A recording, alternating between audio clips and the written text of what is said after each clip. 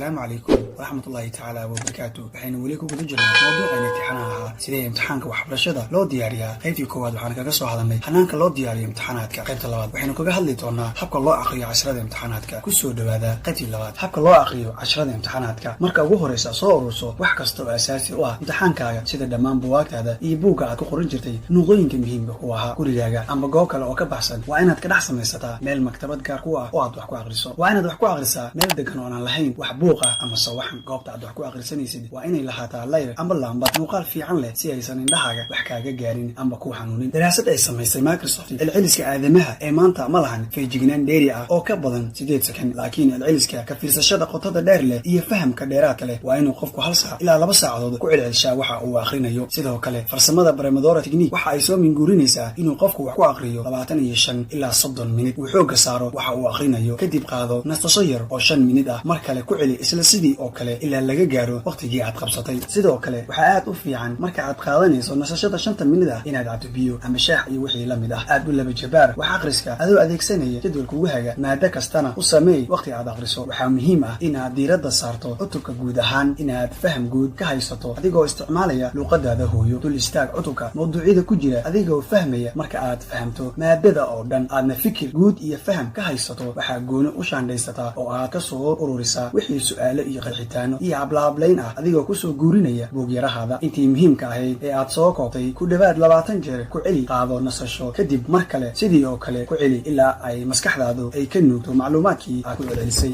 marka aad sida maado kasto u diyaariso oo aad fahamtay maadadii aad diyaarisay, markan waxaa lagaa doonayaa inaad samayso sida inaad naftaada ku tijaabiso waxaad soo daraasaysay inaad baratay iyo in kale. farsamooyinka aad u baahan tahay inaad samayso waxaa ka mid ah tijaabo iska qaad sida ugu wanaagsan oo aad akhriska guul uga gaari kartid, isla markaana wixii aad akhrisatay inaadan iloobin. gacan ka geysanaya waxa ay khubarada dhinaca waxbarashada ku tilmaamaan inay tahay tijaabada uu qofku iska qaado. farsamadaasi waxay sidoo kale kaa caawinaysaa inaad fahanto oo aad xifdido iyo inaad dib ugu laabato meelaha aad isleedahay waa ka liidataa. sida ugu wanaagsan ee aad tijaabo iskaga qaadi kartid waxa ay tahay inaad qoraal ahaan iskaga qaado amba inay cid kale weydiiso. haddaba haddii aad muraajaco samaysay tijaabana aad iska qaaday, maxaa xigaya? waxaad samaysaa bal adigu isku sharax maadadii oo tag sabuuradda iskuna howl sida inaad arday badan hortaagan tahay oo aad wax u sharxayso. qof kale inaad wax barto waxay kaaga baahan tahay inaad si weyn isku soo diyaariso cashar kasta oo aad dadka kala bari lahayd. intaas markaad samayso waxaa kaloo u baahan tahay inaad samaysato koox aad wax iskugu celcelisaan casharada oo wixii kugu adkaada kaa saacida adna aad ka saacido. marka aad koox tihiin waxaa kuu sahlanaanaya inaad dhexdiina kala faa'iidaysataan oo waxaad helaysaa intaad soo daraasaysay in ka badan inaad ka faa'iido kooxda aad wax akhrisanaysaan amba aad wada daraasaynaysaan. halkaas aynoo joogo fiidiyooga labaad qaybta 3 waxaynu kaga hadli doonaa waxyaabaha loo ogol yahay ardayga inuu sameeyo